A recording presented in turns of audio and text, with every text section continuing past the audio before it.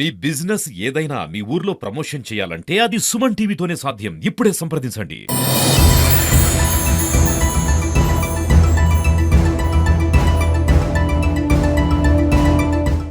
అక్కడ ఏం జరిగిందో తెలియదు. వాళ్ళు మా పాప కాలేజీలో చేర్చినాము. వీళ్ళని నమ్మి మేము చేర్చినా కానీ వీళ్ళేందో కొట్టాడుకొని చేసుకున్నారు. ఇప్పుడు మేము వచ్చే అబ్బాయిని దాటించారు వీళ్ళు. టీచర్లే దాటించారు వాళ్ళు. ఏదో హెడ్ మాస్టర్ సార్ వీళ్ళందరూ కలిసి దాటించినారు.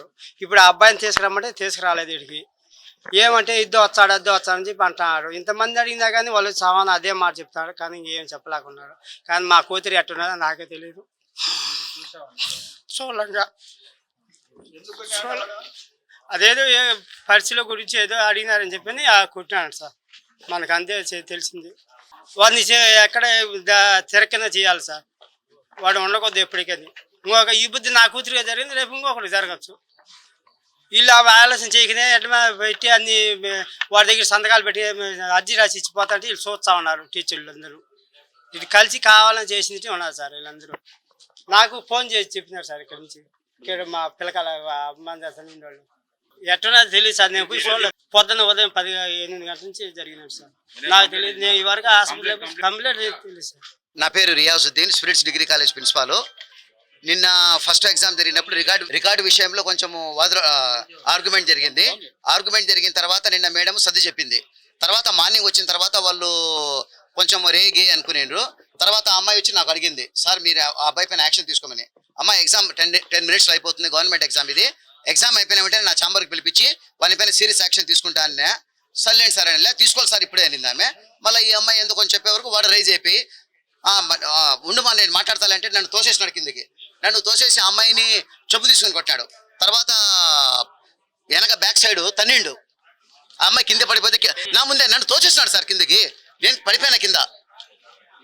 నేను కింద పడిపోయి లేచి వచ్చి మళ్ళీ అమ్మాయిని పట్టుకున్నా. ఎట్లా కొడతారా నువ్వు మనిషి పశువు అని చెప్పిన. మళ్ళీ అమ్మాయిని పైకి తీసుకొచ్చి మళ్ళీ వాడిని పైకి తీసుకొచ్చిన చాంబర్ కాడికి. వాళ్ళ దగ్గర అపాలి నువ్వు ఇంకా కాలేజీలో అవసరమే లే మాకు, నువ్వు అడ్మిషన్ అవుతా ఏమవుతుంది ఇమీడియట్ గా టీసీ ఇష్యూ చేస్తామని చెప్తే వాడు పరిగెత్తి వెళ్ళిపోయింది సార్. పేరెంట్స్ ఎవరు లేరు సార్ వానికి. వాళ్ళ సిస్టర్ ఉంది, ఫాదర్ మదర్ ఎవరు లేరు వానికి. ఈ విషయం మాకు ఈ రోజు మార్నింగ్ 10:30 గంటలకు తెలిసింది. నేను ఈ కాలేజ్ డైరెక్టర్గా ఉన్నాను అనమాట. నా పేరు శ్రీకాంత్ కుమార్ గారు. నాకు తెలిసిన వెంటనే ఏమైందో ఏమో కనుక్కొని అబ్బాయిది తప్పని చెప్పి సస్పెండ్ చేయమని కూడా నేను ప్రిన్సిపాల్ గారికి చెప్పడం జరిగింది.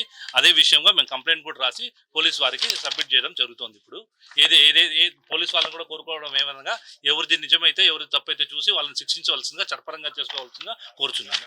నేను మార్నింగ్ పొద్దున వచ్చినప్పుడు పైన కన్స్ట్రక్షన్ జరుగుతుండే అక్కడికి వెళ్ళి చూసుకుంటూనే ఉన్నాను. ప్రిన్సిపాల్ సార్ గారు మా డిగ్రీ స్టాఫ్ కూడా పిలుచుకొని వచ్చి ఇలా జరిగింది అని చెప్తే, అమ్మ తప్పు, ఇది కొట్టకూడదు, అమ్మాయిని కొట్టకూడదు అని చెప్పి అబ్బాయిని కూర్చోమని చెప్పాము. ఆ అబ్బాయి మాకు తెలియకుండానే ఎటో వెళ్ళిపోయినట్టున్నాడు. అందుకోసమని మేము నిన్న చిన్న ఆర్గ్యుమెంట్ జరిగిందంట అబ్బాయికి అమ్మాయికి ఎగ్జామ్ విషయంలో, రికార్డు విషయంలో. ఈ అబ్బాయి తప్పుగా రాస్తుంటే ఆ అమ్మాయి సవరించాలని ట్రై చేసిందంట. అందుకు ఆ అబ్బాయి వెంటనే తప్పుగా అర్థం చేసుకొని నువ్వెవరు నాకు చెప్పడానికి ఏ అని పిలిచాడని అమ్మాయి చెప్పిందనమాట. చెప్పంగానే నేను వెంటనే ఈరోజు మార్నింగ్ రాగానే మళ్ళీ ఇదే ఇష్యూ గురించి మళ్ళీ గొడవ స్టార్ట్ అయిందనమాట. స్టార్ట్ అవుతూనే రియాజ్ సార్ మా ప్రిన్సిపాల్ గారిని కూడా తోసేసి అబ్బాయి వెంటనే వెళ్ళి ఆ అమ్మాయిని 4 సార్లు కాళ్ళతో కొట్టడం జరిగిందంట. అది మాకు విషయం తెలియగానే రియాజ్ సార్ గారు మాకు పైకి పిలుచుకొని వచ్చారు. పైకి పిలిచగానే నేను చెప్పాను వెంటనే, తప్పు బాబు ఇలా చేయకూడదు, నువ్వు కూర్చో పక్కన అని వాళ్ళ పేరెంట్స్ని కూడా పిలిచడం జరిగింది. వాళ్ళ పేరెంట్స్ వచ్చే లోపల అన్న వాళ్ళందరూ వచ్చారనమాట. సో అందుకు మేము కంప్లైంట్ రాసి రిటర్న్ గా కంప్లైంట్ రాసి ఇవ్వడం జరుగుతుంది. ఆ అమ్మాయి రిమ్స్కి మా లేడీ స్టాఫ్ తో పాటు పంపించినాము, తోడుగా ఎలా ఉందో ఏమో చూడమని. మాకు లేడీ స్టాఫ్ నుంచి మాకు వెంటనే అప్డేట్స్ కూడా వస్తున్నాయి. అమ్మాయి పరిస్థితి బాగానే ఉంది, ఇంజెక్షన్ వేశారు, సెలైన్ ఎక్కించారంట, నొప్పి తగ్గగానే పంపిస్తామన్నారు. ఆ అబ్బాయి పేరు పిరావలి, సెకండ్ బీకామ్ కంప్యూటర్ అప్లికేషన్స్ అవుతాడు స్పిరిట్స్ డిగ్రీ కాలేజ్. సస్పెండ్ చేయమని చెప్తున్నాను వెంటనే సార్ కూడా చెప్పాను, సస్పెండ్ చేసేమని చెప్పాము. కాంటాక్ట్ లో కూడా బ్యాడ్ కాంటాక్ట్ అని రాయమని కూడా నేను సిఫార్సు చేస్తున్నాను. మల్లికార్జున ఏబీవీపీ రాష్ట్ర సంయుక్త కార్యదర్శి. నేడు స్పిరిట్స్ కళాశాలలో బాలుడు కలిసి జుట్టుబట్టి లాగి కొడుతూ ఉంటే స్పిరిట్స్ యజమాని ఏం చేస్తుందో అర్థం కాని పరిస్థితిలో ఉంది.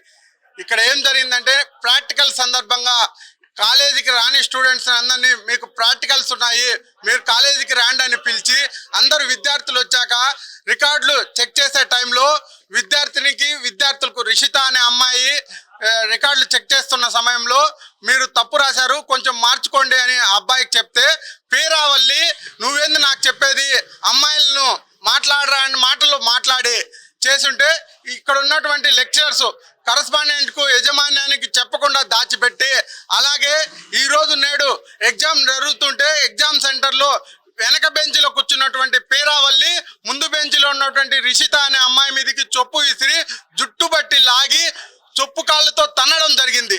తన్నిన తర్వాత కూడా ఈ కళాశాల యాజమాన్యం ఏదైతే ఉందో ఆ అబ్బాయి మీద పోలీసులకు అప్పచెప్పకుండా ఆ అబ్బాయిని ఇక్కడ నుంచి నువ్వు వెళ్ళిపో, ఇక్కడ ఏదైనా జరుగుతుంది, మా కళాశాలకు చెడ్డ పేరు వస్తుందని కళాశాల బయటకు పంపించడం జరిగింది.